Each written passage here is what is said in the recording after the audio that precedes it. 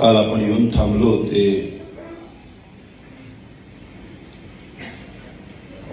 संपूर्ण बंधमुक्त झाल्यानंतरचे सावरकर. शिक्षा संपली, स्थानबद्धता संपली. सावरकरांना सातत्याने कसं फसवलं गेलं. 1924 साली जेव्हा त्यांना तुरुंगातून बाहेर काढलं, 6 जानेवारी 1924 येरवड्याच्या तुरुंगातून त्यांना बाहेर काढलं आणि रत्नागिरीला जेव्हा त्यांना नेऊन ठेवलं स्थानबद्धतेमध्ये, तेव्हा ती स्थानबद्धता फक्त 5 वर्षांची होती. मग ही 5 वर्ष संपल्यानंतर आता सावरकर मुक्त होतील, पण सावरकरांची स्थानबद्धता पुन्हा 5 वर्षांनी वाढवली गेली.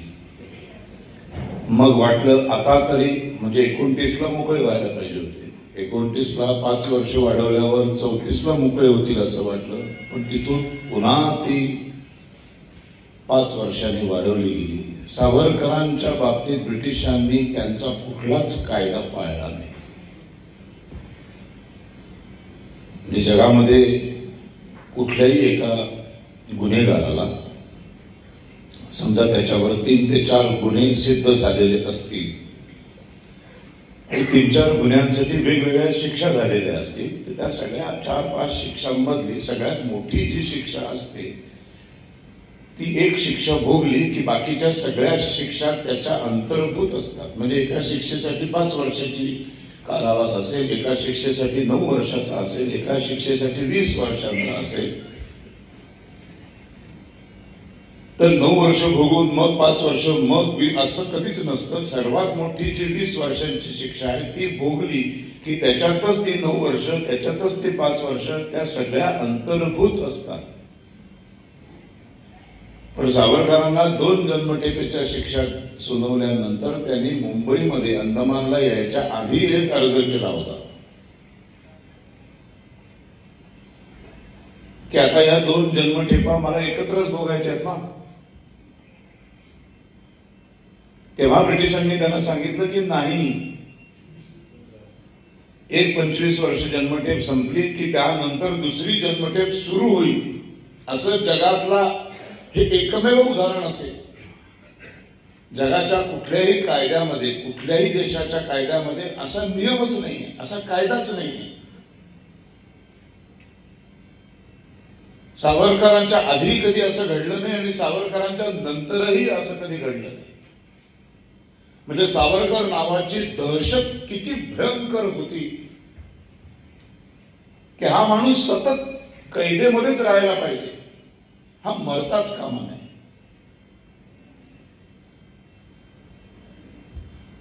आणि अशा 2 जन्मठेपा ऐकल्यानंतर एखाद्या माणसाचं काय झालं असतं. पण सावरकर काय म्हणले, अच्छा म्हणजे या निमित्ताने तुम्ही आमचा पुनर्जन्म मान्य करता. तर ब्रिटिश एक ख्रिस्ती धर्मीय, त्या पुनर्जन्म फक्त हिंदू धर्मामध्ये मानला जातो. 2 जन्मठेपा, जन्मठेप एका जन्मात एकदाच जन्मठेप भोगायची असते आणि 2 जन्मठेपा वेगवेगळ्या एका जन्मात भोगायला सांगतात. याचाच अर्थ तुम्ही माझा पुनर्जन्म मान्य करता. 50 वर्षाची शिक्षा सुनावल्यानंतर 27 वर्षाचा तरुण त्याच्या तोंडातून हे उद्गार निघतात. काय मनोबल असेल, आत्मबल जे म्हणतो आपण, ते कुठल्या लेवलचं असेल. आणि अशी सगळी शिक्षा संपल्यानंतर मग त्यांना जेव्हा जेलमध्ये टाकलं गेलं, तेव्हा त्या जेलमध्ये टाकल्यानंतर त्यांच्या इथलं सर्व कुटुंबाचं घरदार, त्यांच्या मिळकतीचे सगळे सोर्सेस सगळ्याला सील लावलं गेलं. आणि ब्रिटिश कायद्यानुसार कुठल्याही कायद्याचे मिळकतीचा सोर्स, इन्कम सोर्स जेव्हा बंद केला जातो तेव्हा त्याच्या उदरनिर्वाहासाठी एक भत्ता दिला जातो.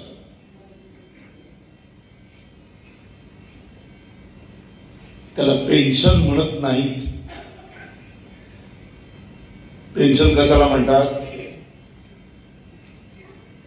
30-35 वर्ष इमाने इतबारे नोकरी करून नोकरीचा कालावधी पूर्ण केल्यानंतर माणूस रिटायर होतो. त्यानंतर त्याला मरेपर्यंत जी पेन्शन पैसे मिळतात त्याला पेन्शन म्हणतात.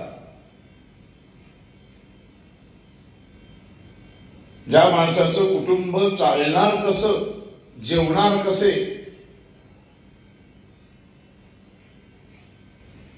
प्रत्येक माणसाचा अधिकार आहे. तो कैद्याला सुद्धा हा अधिकार आहे की त्याला जगायचंय, त्याच्या कुटुंबाने जगायचंय, पाठीमागे असलेल्या बायका पोरांनी जगायचंय, 2 वेळचं जेवण पाहिजे, त्यांना राहायला एक हक्काचं छत पाहिजे. ह्याच्यासाठी एक काहीतरी उदरनिर्वाहाला पैसे लागतात. बँकरप्ट म्हणून जेव्हा जाहीर केला जातो ना माणूस, त्यानंतर सुद्धा त्याच्या मिळकतीतले काही पैसे त्याला त्याच्या उदरनिर्वाहासाठी ठेवून मग बाकीचे बँक त्यांच्याकडे सबमिट करून घेते. पहिला अधिकार कैद्याला सुद्धा, गुन्हेगाराला सुद्धा पहिला अधिकार जगण्याचा आहे. आणि त्या काळामध्ये सर्व राजकीय कैद्यांना उदरनिर्वाह भत्ता म्हणून रुपये 120 ते 150 इतका मिळत होता.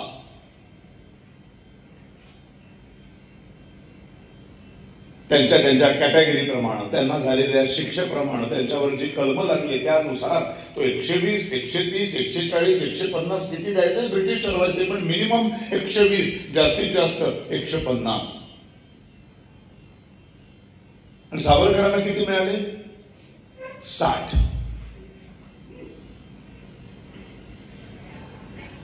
60 रुपये पेन्शन पेन्शन पेन्शन म्हणून जे बोंबलतात ना, काहीची माहिती नाही. बरं, प्रत्येक राजकीय कैद्याला हे 120 ते 150 रुपये दिले जात होते. आणखीन एक ब्रिटिशांचा कैदी होता ज्याला महाभयंकर अशा कैदीखान्यामध्ये ठेवलं होतं. भयानक अशी शिक्षा होती त्याला.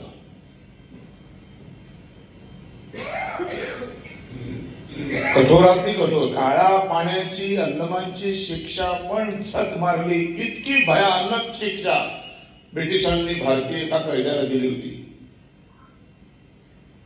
त्या कोठडीचं नाव होतं आगा खान पॅलेस.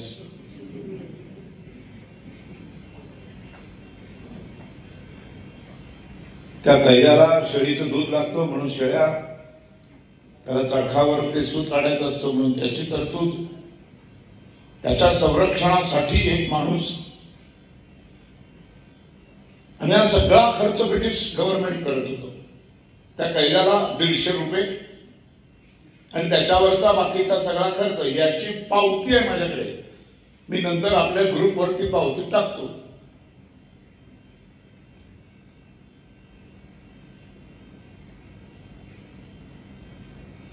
दाखवतो ना तो मुलगा दिल्लीचा जाहीर सभेमध्ये, हे बघा माफीपत्र, असं कागद दाखवतो.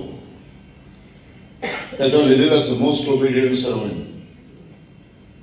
मोस्ट ओबिडियंट सर्वंट हे बाबासाहेब आंबेडकरांच्या प्रत्येक पत्राच्या खाली लिहिलेलं असायचं. मोहनदास करमचंद गांधींच्या प्रत्येक पत्राच्या, जवाहरलाल नेहरूच्या प्रत्येक पत्राच्या, सुभाषचंद्र बोसांच्या प्रत्येक पत्राच्या खाली त्यावेळची ही पद्धत होती पत्र व्यवहाराची.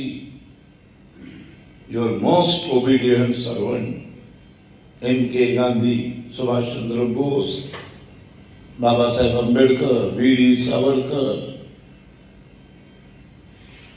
बाकी सगळं झाकायचं आणि एकाच माणसाला सातत्याने बदनाम करायचं म्हणून हे दाखवत राहायचं. सत्य माहीत नसतं. हा असा कागद, हा असा एक पांढरा कागद असतो, त्याच्याकडं 1000ची सभा असते, असं स्टेजवरनं दाखवतो. हा बघा, ते देखो इथं काय तुम्हाला ते शेवटच्या, तुम्हाला तरी दिसलं का पहिल्या रांगेतलं तरी काय लिहिलं ते अतिशय घाणेरड्या पद्धतीने. लोकांना काय वाटतं, ते सामान्य माणसं इतकी सामान्य असतात की त्यांना असं वाटतं बघ पुराव्यानिशी बोलतो रे. खोटं नाही बोलत, पुरावा आहे त्याच्याकडे, कागद दाखवतोय तो. आणि फसतो आपण, आणि आपण तीच ही ओढत जातो. पण आपल्याला हे कळत नाही की आपण खरा इतिहास न शोधता, त्याचं खऱ्या इतिहासाचं वाचन न करता, अभ्यास न करता एका भयंकर अशा मोठ्या महापुरुषावर आपण नकळत चिखल फेकायचं पाप करतो आहोत. आपण बघतच नाही.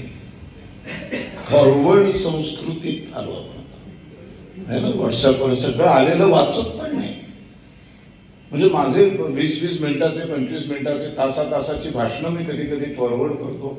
मी 1 तास 25 मिनिटाचं माझं एक भाषणाचा व्हिडिओ फॉरवर्ड केल्यानंतर साधारण 40व्या सेकंदाला अप्रतिम, ब्युटिफुल, क्या बात आहे, आणि कसं शक्य आहे? 1 तास 25 मिनिटाचं भाषण आहे, निदान 1.5 तास तरी जाऊ दे, बघू नकोस. व्हिडिओ किती मिनिटाचा आहे ते तर कळतं, त्याच्यात वेळ असते. अरे बापरे, फारच मोठं पाठवलंय, आता वाजेत किती, 8 वाजता पाठवलंय, 10 वाजता याला असं टाकूया, म्हणजे निदान बघितल्याचा फील तरी.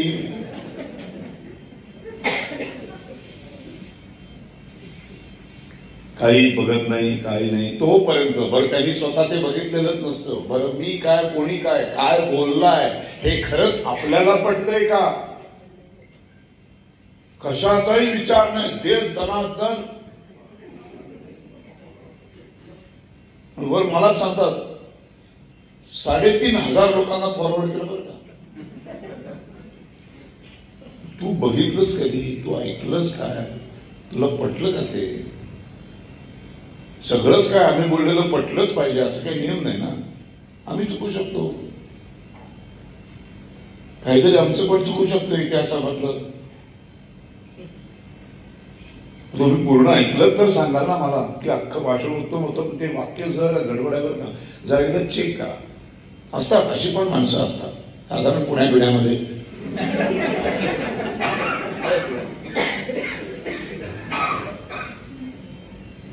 मध्यंतरी मला एकाने सांगितलं पंचमहाभूत पृथ्वी, आप, तेज, वायू आणि जल. तर मला एकाने याबद्दल पुन्हा एकदा हे बघायला सांगितलं. कोणी तुम्हीच का? नाही ना, ही पंचमहाभूत नाहीये, पंचमहाभूत वेगळी आहे असं काहीतरी त्यांनी सांगितलं. आता मी खरंच अंदमानमध्ये आहे, आता मी गेल्यानंतर एकदा चेक करणार आहे ते. हा, चुकू शकतो ना, माणूस आहे हो. हेतू चांगला आहे ना, बस ते फार महत्वाचं आहे. तळमळ आहे ना पोचवण्याची, ती फार महत्वाची आहे. का काँग्रेसचा सातत्याने विरोध? का काँग्रेसला सावरकरांना बदनाम केल्यानंतर असुरी आनंद मिळतो?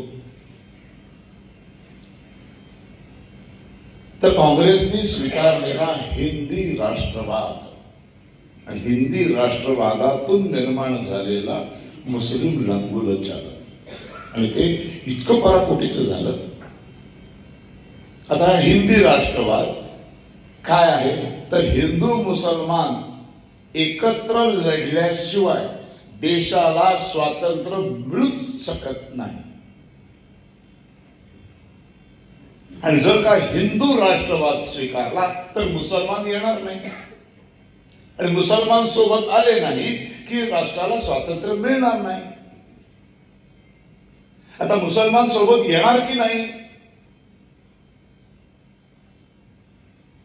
ह्याचा अभ्यासच नाही.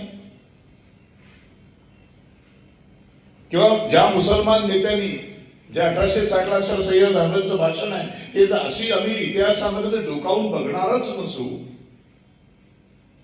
तर आम्हाला कसं कळणार की मुसलमान आमच्याबरोबर येणार की नाही? त्यांना मुळात एक सीमा असलेलं एक देश, एक राष्ट्र स्वतंत्र करण्यामध्ये कितपत रस आहे, कितपत इंटरेस्ट आहे?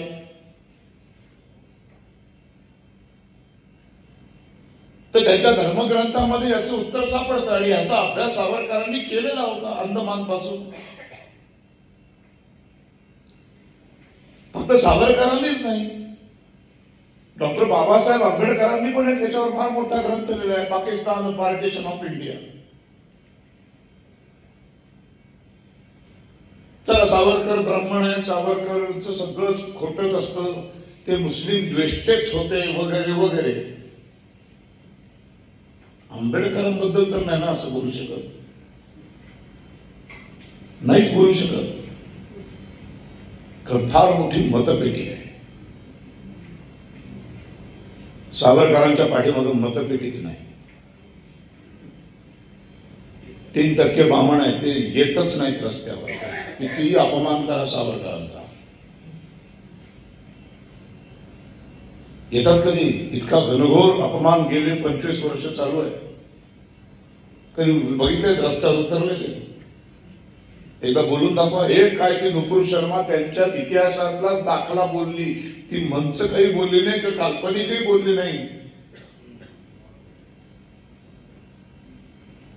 की शेवटी सत्ताधारी भाजप भारतीय जनता पार्टीला तिला लपवावी लागली.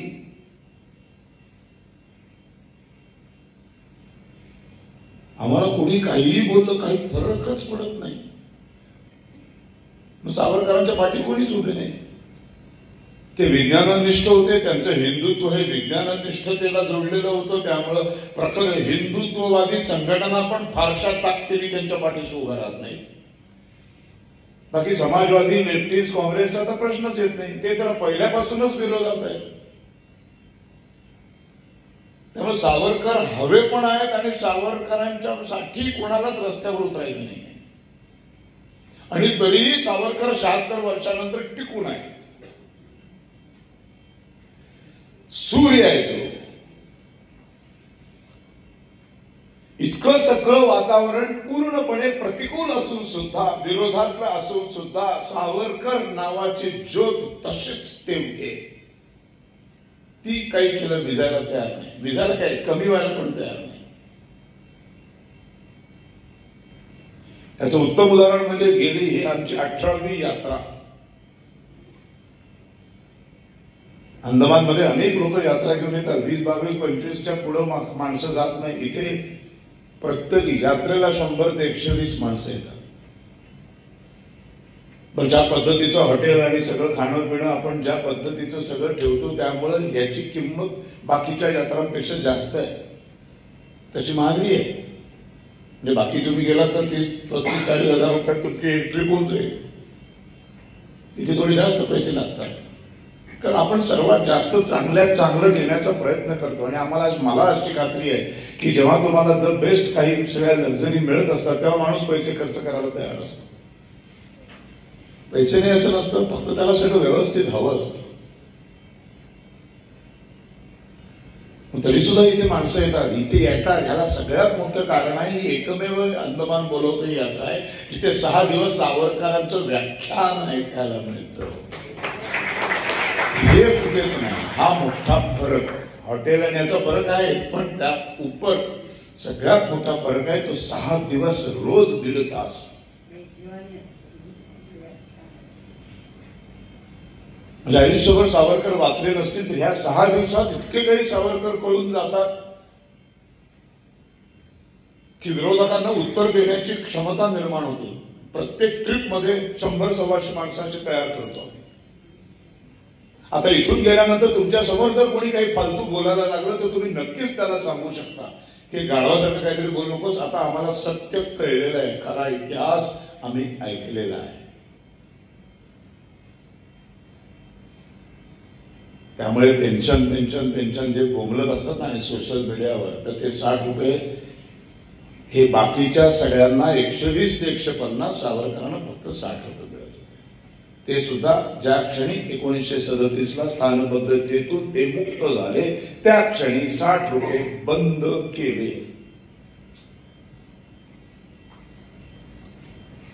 1910 ते 1937 आयुष्याच्या 27व्या वर्षापासून 54 वर्षापर्यंत माणूस कैदे काय, बाहेर आल्यानंतर कुठली नोकरी करणार हो?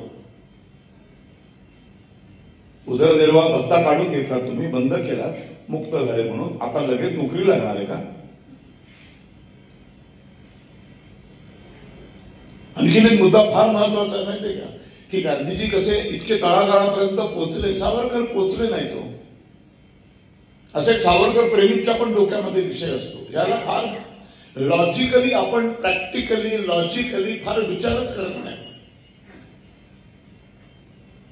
कुठलाही समाजकार्य राजकारण करणारा जो नेता असतो ना, त्याचं समाजाभिमुख समाजाच्या तळागाळापर्यंत पोचण्याचा वयाचा एक कालावधी असतो. तो कालावधी असतो